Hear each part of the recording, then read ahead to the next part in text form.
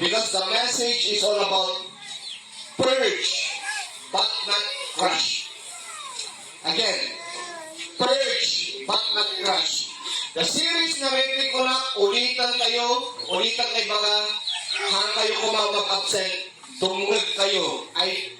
I pray, Lord, nga bunyang ka kani, kahit madala nagiti para plano nagiti kakabsat ito na the next series, so Lord God, iti message, nga aramidan da, apo, kararag ko nga bunyang ka, nga madunod da ka din, libuo na nagiti, amin sahi. Amo apo nga dala nagiti kasapuran kata, amo nga kadagito nga ikat adaw, apo nga miminsahi ang day sudak. Nagiti online apo nga, mangag ka na ito yung Diyos, mapalagipan da apo, nga uri kayang na iti nga kanito, O Lord God, kasapulan na ito yung minsahi. Apo siya, napiga, pero hindi wasak.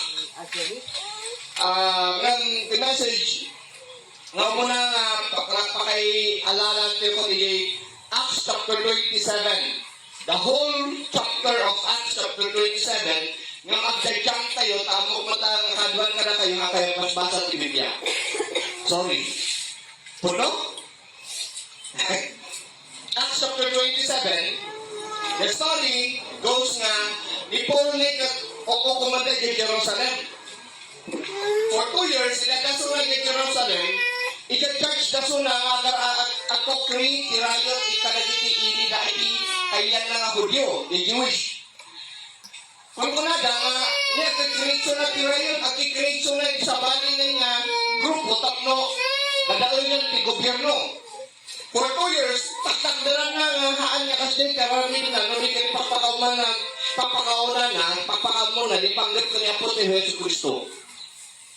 But the people jay, they are talagang ipipilit na nga suna kagararaming tagayon. Haning na kon-condemn suna. Ang nga after 2 years, hindi na ikukulong suna Jerusalem. Hindi after 2 years, kung na kasapunak saman nga maukom, hindi, isang summarize ko ha, kasapunak saman nga mayukom, hindi Rome. Because I am a Roman citizen. May saan nga, passport ko, citizenship ko, at I am also a Roman citizen. Kat, iso nga gapot ay jay, at lang nga napilitan da, nga ipaipan ni Pablo, idaroon pa ko jay nga maukom suna. Pagkat story short, inikpapan na jay, adangay pinaglugluganan na nga bangko, kat aging ga, nagdalyasan da.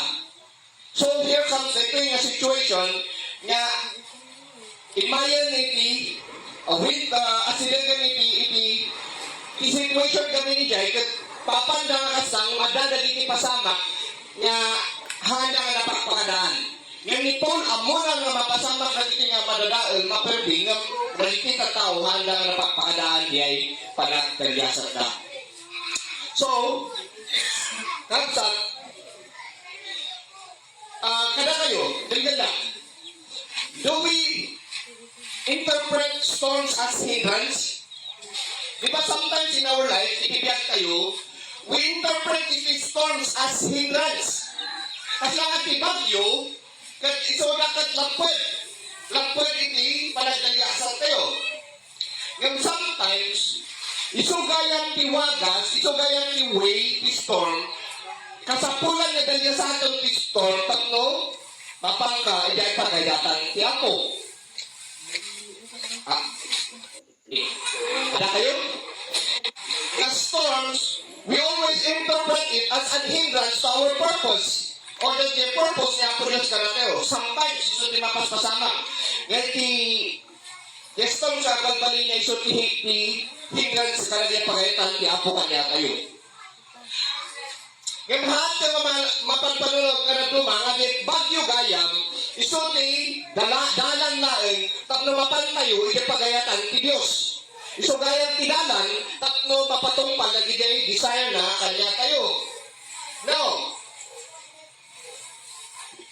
in Acts chapter 27, ikitaan ka dito niya, 44 verses na rin ko'y, panggap iti, shipwreck, para ka-crush, para ka-nadaol, di may ibagyo. Yan ti point na di Acts chapter 27. Kat, di, ang ganda yasad na dito'y, no storm, kaputan na dalya sa tawag storm, Nanduma, they take the representation natin, bagyo. Yung shipwreck, they take yung panakon na katayo nga, crash. Malalayo ka niya? Malalayo? The storm, they take binagyo. Pero pag shipwreck, nagdadaal. Yung barko nga nagluganan na pwede nagdadaal. Parang ganito. Pag nag-aaway kayo, karoon ka na kayo ng girlfriend, boyfriend, pag nag-aaway kayo, that's storm. Storm. Pero pag naghiwalay na yan, that is shipwreck. Gets nyo? Ay, ako, nagyan relationship, at least mawa ka na.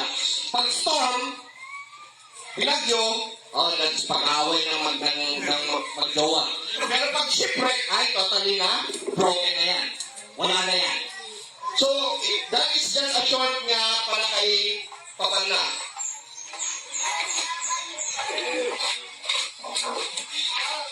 Dengan dakatan, in that situation the pole, they should undergone with need to face the storm. Gabriel, hala nga storm umay kada tayo, but even it is shipwreck. And if shipwreck, di pa nakadadaal, pa naka-berti. Di barko kami nga nagluganan nadadaal, totally nga broken. Nagluganan na-perdi. Now, as a Christians, as believers, dumalyasa tayo, saan na is-storm, tibiyag tayo, dedikat oray pa shipwreck. Di pa naka-perdi, itibiyag. Pa nakadadaal, pa naka-umsi, dali pa naka-dalitingi. Biyag tayo, nakasla nga, haanan niya makarecover. Malayo? At that is situation ni Biagyo, nga kasama tirik na yung kung saan kayo niya makarecover. At that is situation ni Biagyo, nga kasama ti panangrik na yung Biagyo nga awanan iti kasla iaangat na. At that is situation ni Biagyo, nga kasama totally nga hindi na kayang ma-restore. Because it's totally shipwrecked. It's totally destroyed. Sirang-sira na ito. At hindi na pwedeng umahon. Hindi na pwedeng makabalik. So there are situations in our life na kasjay the situation mo. Tama? Naglugi ti negosyo, nagkasakit, nagkasahanan nga ag-restore, nagkaroon nagiti pamilya ka namatay, kaslahan ka nga makamove on kapag ipupusay na. That symbol shipwreck, naginay ka simbolo iti palaka, melody. Sometimes, it loses our life. So nga, ibaga kada kayo, krabsat, there will be a ship that will fall in our life. There will be a shipwreck in our life. Aminado tayo, aminan tayo, na adamat lang di pa nakaperperdi, itibiyag tayo. Adamat lang hindi pa nakaslahan tayo nga maka-recoverin. Gapo ka na iti shipwreck, itibiyag tayo. In verse 10, ano ka di Acts chapter 27? Acts chapter 27. In verse 10, in verse 10, wala na dito'y, men, he said, I believe there is trouble ahead if we go on. Shipwreck, loss of cargo, and danger to our lives as well. So, ibagbagaan dito ni Pablo nga hal tayo nga ma, we will not make it. In verse 10, kuna na, we will not make it. We shipwreck. Madadaon dito nga barko. Hantayo nga ma-overcome, hantayo nga makaapanigay. Because the ship will sink. Maperti na ito eh. In verse 10, this is already a warning ni Paul kada ito'y linmayag. Ngayon ni Captain, ni soldado, imbaga na kasahan na kapagpatyan ni Pablo, tamas pagpatyan dati ay ni Captain itibako. So, nilimayag na nata, sinmuro nata ni Pablo, together with 276 prisoners, people, I should say. Adam ijay ibalod, Adam ijay soldado. Adam ijay dagiti anchors. So, the 276 na people, limayagda dyan ti barko, ngam, the ship sink na perdi diay, bagyo adiay, barko nga nagluganan na. So, in to cut the story short, na perdi ay, nadadaan, pinilit na, kahit hindi pwede. Pinilit, pero hindi pwede. May situation tayo sa buhay na pinilit natin, pero hindi pwede. There are tendencies nga kasla kayo ka ni Pablo nga pangbalakadan na pagkagitoy nga ng tao nga kunkunan na nga hantay nga we cannot make it. Hantay nga makapan ijay bang ijay road. Gamin, maperti nga nga barko. The ship got agsink daytoy. Kat uray pa'y umay ti bagyo, ibagakon talaga nga maperti daytoy nga barko. Kat ada mag-tendency ka na tayo nga, there will be tendencies that there will be a shipwreck in our life. There will be a relationship that will break. There will be a ship na mapukaw. And there will be a partnership that will tanto na gito'y basta any kind of ship na pabalin nga at fall apart. Gabi, the ship will fall apart. Mapirgindi nga mapirgindi na gito'y.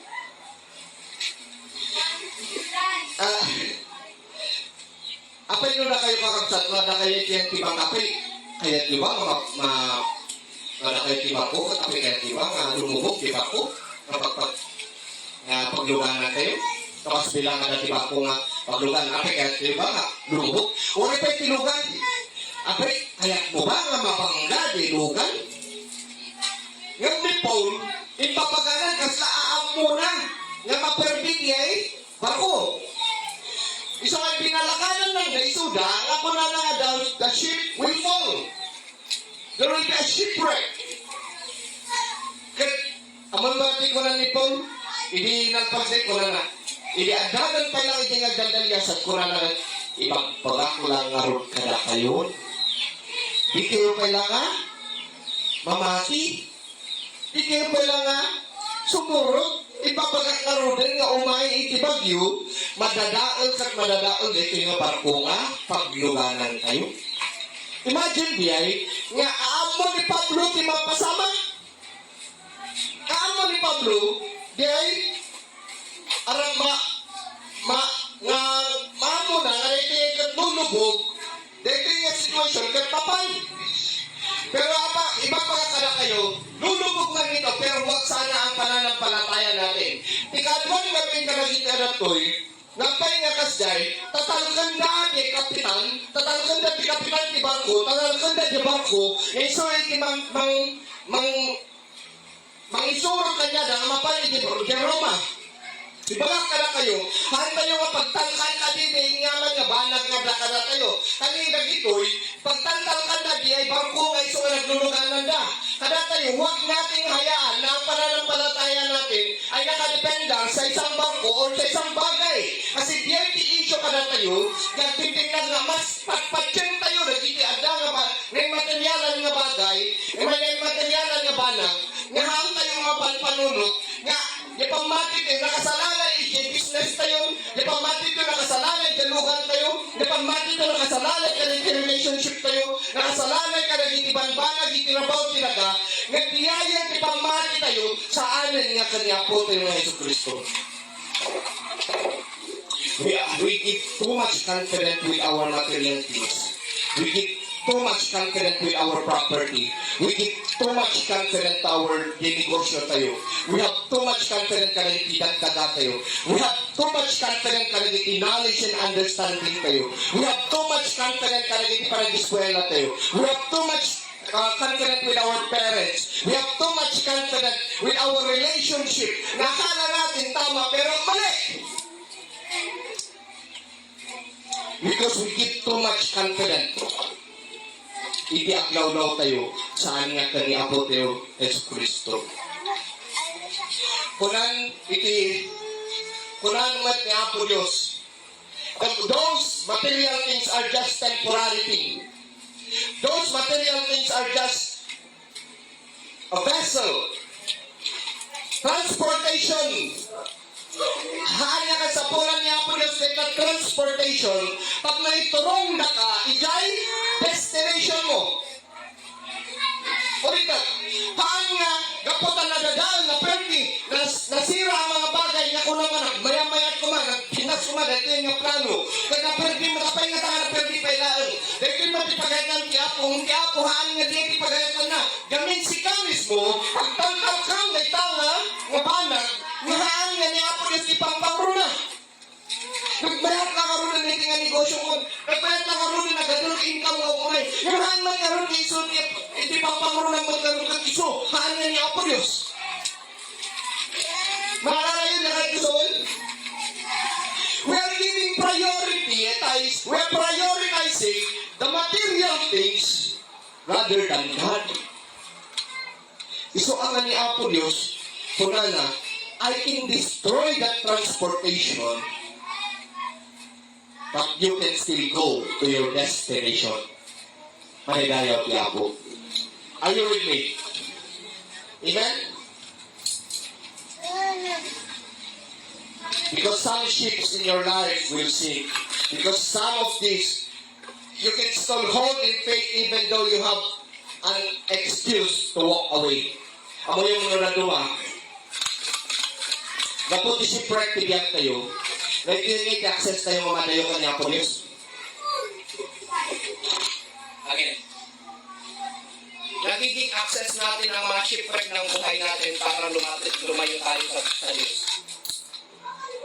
Isungay ti-reason tayo ngay nga umadayo. Isungay ti-reason tayo ngay nga talikuran ti Apo. Tani, adamot excuse ko to walk away from God. Ginawa ng Panginoon to. Bakit sinira niya to?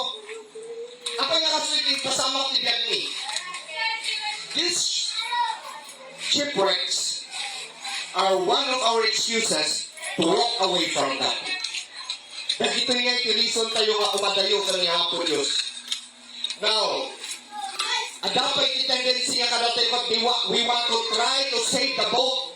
Kasi gayan iti 20 pabaw pa nato. Pilitan dahil katan amin niya kargoda. Pinilitan nga ikatag iti nagkadagsen, gayan iti bangkuda. Ini katapay na mga lalandok gaya nga bangko, tatlo na ang lumakan. Ipilit ka. Ingkabig na di ay tali, igayan iti angkor, tatlo ipadas na nga agsagdong kuma. They are trying to save the boat. They're trying to save the boat. Yung ni Apo Diyos, his plan was, let the boat sink.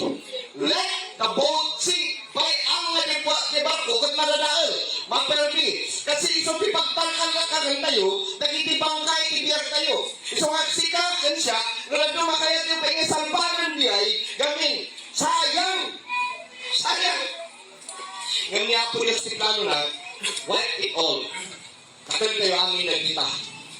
Kasi, dahil ito nga banang, get maperdi. Now, I will tell you, in verse 20, chapter 27, kuna na dito'y, kapo ka na dito nga pasama, the terrible storm raged for many days. That was 14 days. Blotting out the sun and the stars until, at last, all hope was gone. Atin ko kayo? Kuna na.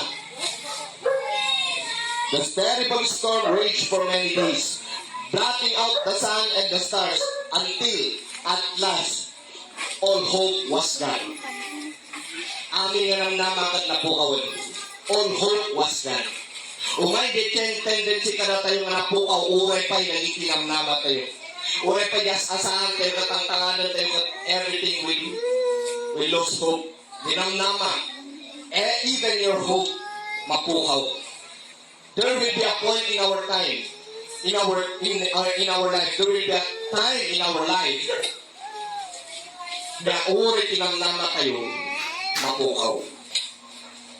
Now, 14 days in the middle of the sea, until at last all hope was gone. There's no way I will succeed. my hope is all gone. There's no way that this relationship will continue because all hope was gone. If God is true, why God allows bad things to good people? Ano ba yung question nyo? If God is true, why good things? Katahan ng umay ka nagiti good people. Apa yung umay ki bad things ka nagiti good people. If God is true, apa yung kastoy ki mapaspasapan ti pamilyami. Apa yung kastoy ki situation ni parents ni. Apa yung kastoy. There are times nga question kahit ti situation mo. Apa yung kastoy ti bagada kanya. Apa yung kastoy ti kalayon na ngay isa-isa yung gusing. Or mahal ko din dengan ka amok ti espiritu na. Apa yung katlang siyak maunay ka panda porponderial. Everything was already gone, even your hope was gone. Ngayon in the verse 24, Quran ni Paul, if only you have listened to me. Many times, in verse 24, ada kayang tipuon na apay nga rason na apay nga tanga pasamak diay. Because in verse 24, Quran ni Pablo, sinabi ko kasi sa inyo, hindi na tayo maglalayag, pero naglayag pa rin tayo. Pinilit pa rin natin. There are time nga asla nga ipilpilit tayo gamitin may sa nga banang nga haanmat nga ron nga mabalik. Pilpilit ito may sa banang nga hindi naman talaga dapat pwede. Umaasa tayo na ito ay ma-restore pero ang Panginoon pala gusto niya masira ito. One of the main reasons of our shipwreck is not listening. One of the main reasons why we are not succeeding with our plans because we are not listening, especially listening to the Word of God. Because we are falling apart. Lumalayo tayo sa kagustuhan at sa mga kagustuhan at kalooban ng Diyos sa atin. Now, sometimes the shipwreck is the consequences of our disobedience to the Lord. Nagdumangay ka, kasya hindi pasamak ka na tayo. Pag may mga ganito, nagdumang, papasunan tayo ng itigablo. Pero hindi nga sakit ni tiyan ko. Adan sa mga dinig ko, yung ay may kaya ni tiyan ko. Nagsakit ka lang, tingipin ko, subuhay ti Diablo. Papasunan tayo ngayon, nagdumang ti Diablo. Nung ti problema, gaya mo ikaw, permiga nga ti mama, isugay mo na sakit tingipin mo, saka ko na papasunan ti Diablo, saka pa yung ikasaw ka ti Jesus, pumanaw kasi ka nga Diablo. Pasunan mo, gaya, permiga, gaya ti mama, nagdumang, papasunan tayo ti Diablo, kaya baka nagsaw ti Diablo, kaya na, papasun mo, papasunan na. Di ba? Mahay-mahay ko ito, mapamapan tayo. Kanakanayan nga sumangsang at ibipit tayo, kanakanayan nga papamaintenance tayo. Ikinapurno na gaya mo ito, nag-imas yung mga karni. Adalang okasyon ka, dahil kapangan na gusto pinili na. Saka ko na ngayon, apod Diyos, nakakadang sa labni, talik ni Banda. Amang mo kaya ka, isugaya mo kaya nga, asiti, tangato na parang presyo mo, nagimas mo kayo yung karni. Ipagpano na karni, kinan mo, hapon pa'y tagataba, kada pa'y sabaw na nga, mantika na nga, at pintin na. Diba? Sometimes our disobedience causes our shipwreck. Nga oray itinghel tayo, makon-compromise. Are you with me? Ada kayo kanya? Aray ko niya. Pero mga kapatid, there are shipwreck that is not your fault. We are part of the casualty. Sometimes ada kayo nagiti shipwreck, ada kayo nagiti nadadangil. That is not really actually your fault. We are sometimes the casualty. Anong ibig ko sabihin? Example nito, broken relationship ka, hanapan niya kaya ng asawin na hindi pwedeng baguhin ng Panginoon ang mga sitwasyon natin. There are shipwrecks, but we become the casualty na datayo iti ang pagbalin niya nga kaslangin niya pakai may ramranon tayo kanagiti pakaperperdian tinaduma. Tama? At peso diyan, ada lagi tibalan na hanyo ang inaya, ngayon, napasamak dan. mapaspasamak ka. Sometimes, also, napay-umay ka natin shipwreck because the wrong season. The season kami hindi kakapsat, ganda. It is wrong. The season kami, as idil din nga iti winter, di kaya nga sa mga late fall. The late fall kami, sakto yung umay ti winter, umay ti late fall. Iti fall, the late fall, umay nga ti magbagyo dyan kan lumangis ti panahon, iti napuno-puno na tiyempo, lumangis, so magkaroon iti bagyo, adan storms nga masangsango dahil dyan, Rome. So magsabat na iti langis, kaya hanan nga makita iti initan. So nga grabe nga, amudan nga, haan nga wrong timing. Haan nga mabaling ni di nga tiyempo, naganos pa ilaang, haan pa nga mabaling nga mapan, gamin ure kasi nga kapisan ti barkom, gamin kabalijay, the season was not good. So ada nagiti time nga da kayo, ure pa iti kayo, di ba? Na kayo nga akinam mo, nuhan nga na season di kayo, kat mo pukanan, na perdi. Puno? Gusto, di ba? Nuhaan nga na season di kayo, katapan mo pakanan, useless. The same as true, iti pa nakashipwreck na day barko, napay nga nadadaal na barko, kasi yung season nga na pananda, impilit na, ore pa'y ang pagbagyo. Sometimes, meron tayong mga sitwasyon sa buhay na hindi nga pwede, pero pinipilit pa rin natin. Isugsugal tayo pailaan, di ba naghahangad na rin nga mapanin. We are in the right place but in the wrong season. Pinilit kahit mali ang season. Hindi pa tamang panahon to get married. Hindi pa maayos to get business. Hindi pa maganda ang season para to have a relationship. 13 years old, 14 years old, nagkakaroon na ng relationship. Ang masaklap pa nun, dalawa pa ang boyfriend o dalawa pa ang girlfriend ay ang saklap. 14 years old, 15 years old, nagkakaroon ng mga chatmate, mga adult doon sa mga messages. Napupunta sa OnlyFans. Imagine that. At that age, sinasabi pa nila, mas mature pa sila sa relationship kaysa sa mga parents nila. Why are they going there? Hindi pa season, pero pinipilit nila para magkaroon sila ng experience just like others. Hopefully, huwag nating pilitin kung hindi naman kapanahunan ng Panginoon. Because sometimes, we are trying to pursue. Wrong timing tayo. Wrong season tayo. Ang isa pa na issue dito, they are in the wrong ship. Actually, in Alexandria, basta dalangin niya ng pili barko, nga umanay kadakwada. Idaga na di Alexandria, nakita na di barko, napandalata ka, pandalata, mas importante, makapanaw dan. So sometimes, already ship, mali. Yung mismong plano, mali. Yung gusto nila, mali. They found in chapter 6 nga, hindi porket okay, hindi porket nahanap mo na, yun na yun. So nga, adati tayo nga. Adati tayo nga na tayo nga ikatsan nga hindi pwede yung mga ganitong situation. Wait, adati may sangay namin ito.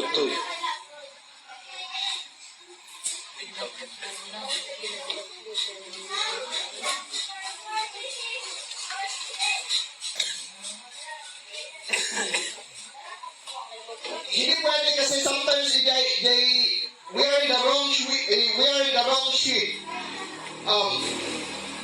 Dahil the situation tayo na too much confident with our trabaho. We have so much confidence to our afam. We have so much confidence sa mga bagay na magliligtas sa atin. Ang confidence natin sa marriage natin. Yung hamot na isentro na matalita ng family katahanan ng Kanya ni Kristo. Kapsat, We give our confidence not to our boat, but we give our confidence to the Lord. Amen. Ada yung timauli dito eh. In Acts chapter 27 verse 22 and 23, if you are with me, kulang na dito eh, 22 to 23, verse 22 to 23. For last night, 22. Ito yung timayat na dito eh. Ito yung verse 22. But take courage. Go down. Oray pa'y maperdi, di dakam. Oray pa'y mapukaw ng ti amin. But I will tell you, mabaling ka pa'y langaw at move on.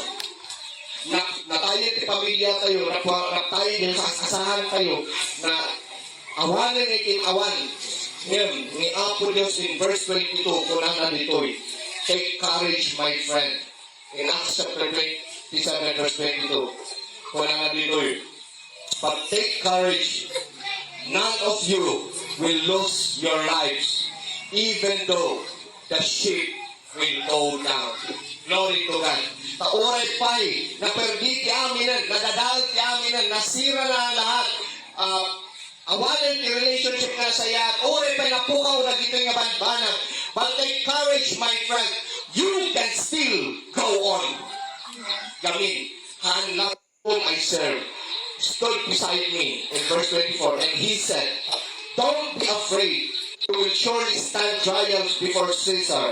What's more, God is in his goodness has granted safety to you and everyone sailing with you. Hallelujah. Ito yung kakapsat. Maperdi man ti amin. Kunanan niya po Diyos, the angel of the Lord. Maperdi man ti amin. Nadadaan ti amin. Ngayon sika, mapangkanto na ta di destination mo iti Roma. Haan lang nga sika, no di kat amin nga, aglawlaw mo, nga si Bibiyang, sumurot ka. Malikayaw ti Apo. Are you with me? Maalay niya kahit kasawin.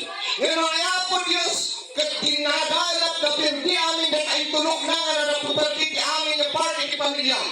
Ngayon kunanan ti Apo, once nga sika kat pinaraburan ti Diyos, well maperdi na ito. Ngayon sika, makadalyasan kanto iti planong ti Apo. Saan lang nga sika, ngayon ulit ay nagiti at lawlaw mo, they will be blessed because of you. Ay kayo ti Diyos. Hallelujah. Hindi ba ka na? Ni Paul. Kunang niya the angel of the Lord. Mapaling na maperdi amin dita, manadal amin nga dita. Ngayon, sika, kaya amin nga kakadwam. You will go to your destination. Glory to God. Kastamat ka na tayo, kapsat. Nga maperdi ti amin, madadal ti amin. Marupa ka damay pakaperdian tayo. At naging relationship na haan nga na sayatin. Nga maperdian tayo, pakaperdian tayo. But, at the end, no once ako lang ti Apo nga bindisyonan na ka, all this transportation is just useless because God will still go with you to your destination. Marigayaw ti Apo. Are you with me? Parapahan tiyo ti Apo na kayo matulog. Pakakurang na lang kita at suya at kakay kayo at maramdama. Yang muyo niya mo patuloy ko kung burasan niyo niya kakay yung kaya.